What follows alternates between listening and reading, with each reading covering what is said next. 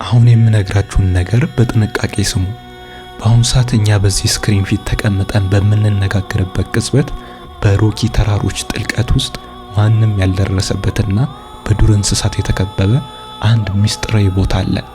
በዚህ ቦታ ውስጥ ከናስ የተሰራ አንድ ትልቅ ሳጥን ተቀብሯል።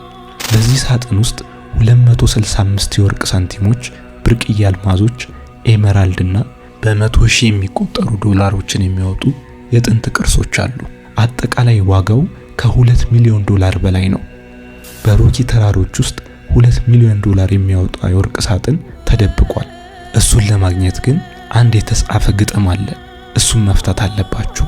ይህ ለሁሉም ሰው ተነግሯል። እናም ማንም ሰው ካገኘው መውሰድ ይችላል፣ እናንተንም ጨምሮ። ይህ ተረት አይደለም። ይህ የሆሊውድ ፊልምም አይደለም። ይህ እንደ አውሮፓውያን አቆጣጠር በ2010 የጀመረና አሁንም ድረስ በሺዎች የሚቆጠሩ ሰዎችን እያስገረመ ያለ እውነተኛ ታሪክ ነው።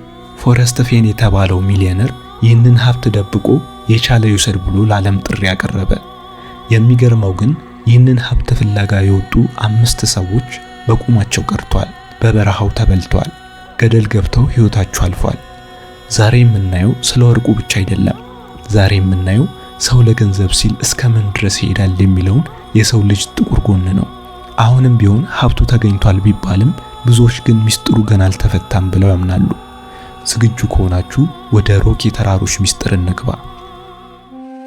ይህ ወርቅ የቀበረው ባለ ሀብት ፎረስት ፌን ማን ነው? እብድ ነው ወይስ ፈላስፋ? ፎረስት በቪየትናም ጦርነት ወቅት የአሜሪካ አየር ኃይል ፓይለት ነበረ። አውሮፕላኑ 2 ጊዜ ተመቶ ወርቆ ከሞት የተረፈ ባለ 9 ነፍስ ሰው ነው። ከጦርነቱ መልስ በኒው ሜክሲኮ ሳንታፌ ውስጥ እጅግ ስኬታማ የጥበብ ጋላሪ ከፈተ። ነገር ግን በ1988 ዓመተ ምህረት አንድ መርዶ ሰማ፣ የኩላሊት ካንሰር። ዶክተሮቹ ጥቂት ወራት ብቻ ነው የምትኖረው አሉት። ፎረስት ግን ሞትን በተለየ መንገድ ተቀበለው። ከሞትኩ በኋላ ሳጥን ውስጥ ተኝቼ ሳይሆን ሰዎች ጀብድ እንዲሰሩ አድርጌ መታወስ እፈልጋለሁ አለ። ለ20 ዓመታት ሳጥኑን ሲያዘጋጅ ቆየ። በውስጡ የያዘው እያንዳንዱ ወርቅ የራሱ ታሪክ አለው። ካንሰሩን አሸነፈው። በ80 ዓመቱ ግን ያንን ያሰበውን እቅድ ተግባራዊ ያደረገው። በሚስጥር ተራራ ውስጥ ደበቀው። ለሞት የቀረበ ሰው ለምን ሀብቱን በተራራ ላይ ይጥላል የሚለው ጥያቄ በሚሊዮን የሚቆጠሩ ሰዎችን እንቅልፍ ነሳ። ፍለጋው የሚጀምረው በአንድ ግጥም ነው። ፎረስት ፌን ዘ ትሪል ኦፍ ዘ ቼዝ በሚለው መጽሐፍ ውስጥ 24 መስመር ያለው ግጥምን አስቀመጠ። ይህ ግጥም 9 ፍንጮችን ይዟል። መጀመሪያው ሞቅ ያለ ውሃ በሚቆምበት ጀምረው ይላል። ሁለተኛ ወደ ገደላ ገደሉ ውረድ ይላል። እነዚህ ቃላት ለ10 ዓመታት የዓለም ሳይንቲስቶች፣ መሐንዲሶችና የደህንነት ባለሙያዎች ለመፍታት ሞክረዋል። ሞቅ ያለ ውሃ ማለት ወንዝ ነው ወይስ ፍል ውሃ ነው እያሉ ጥያቄ ያቀርባሉ። ብዙዎች በግጥሙ ውስጥ የጂኦግራፊ መጋጠሚያዎች ኮኦርዲኔትስ ተደብቋል ብለው ሌሊቱን ሙሉ ኮምፒውተራቸው ላይ ያድራሉ። ፎረስት ፌን ግን አንድ ነገር ብቻ ተናገረ። ግጥሙን ደጋግማችሁ አንብቡት፣ መልሱ እዚያው ነው ብሎ ተናግሯል። ነገር ግን ይህ ግጥም ለብዙዎች የሀብት ቁልፍ ሳይሆን የጥፋት መንገድ ሆነ። በዚህ ምክንያት ሰዎች ለዚህ ሳጥን ሲሉ ስራቸውን ለቀቁ፣ ቤታቸውንም ሸጡ፣ ልጆቻቸውን ጥለው ተራራ ላይ መኖር ጀመሩ። ነገር ግን ሮኪ የተባለው ተራራ እንደሌላው ጫካ አይደለም።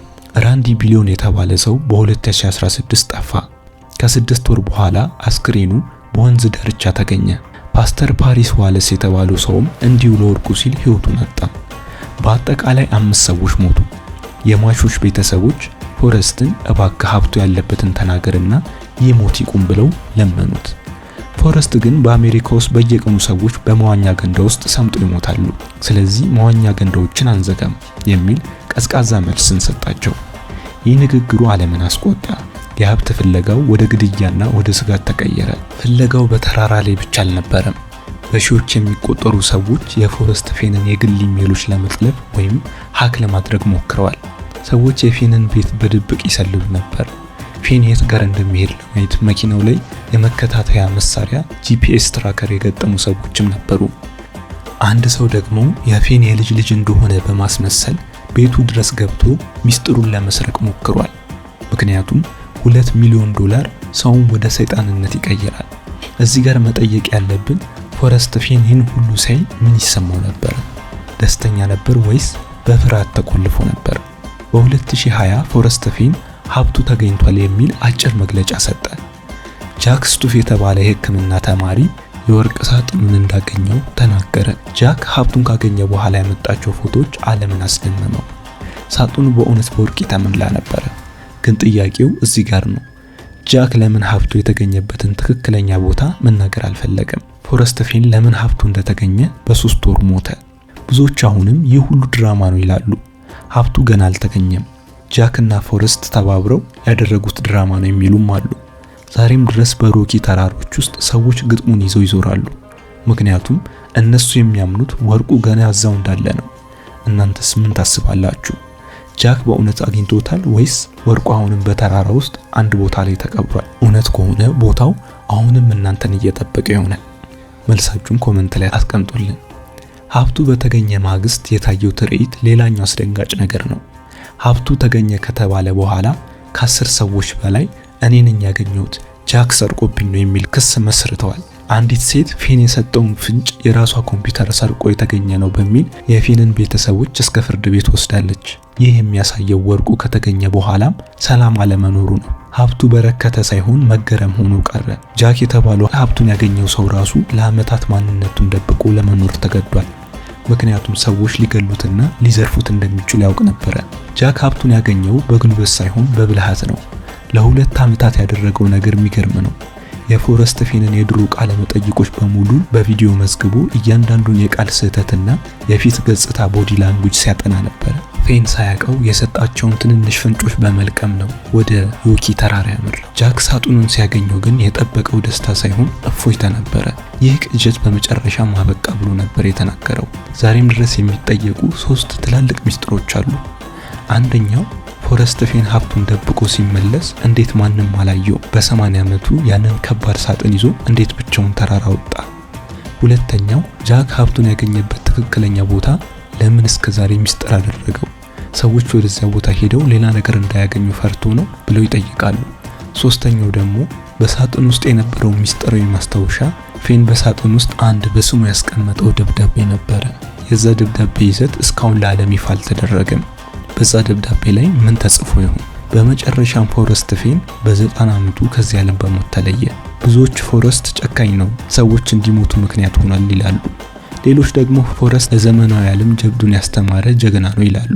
እውነቱ ግን አንድ ነው። ይህ ታሪክ ስለ ወርቅ ብቻ አይደለም። ይህ ታሪክ ስለ ሰው ልጅ ተስፋ ነው። ሁላችንም በህይወታችን የተደበቀ ሀብት እንፈልጋለን። ለእያንዳንዱ ያ ሀብት ገንዘብ ነው፣ ለሌላው ፍቅር ነው፣ ለሌላው ደግሞ ዝና ነው።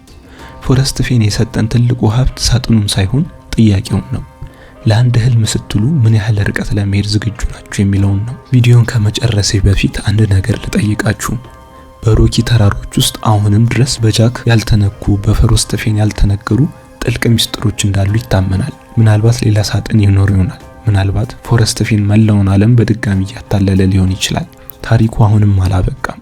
ታሪኩ ገና በእናንተ አይምሮ ውስጥ እየጀመረ ነው። ምን ታስባላችሁ?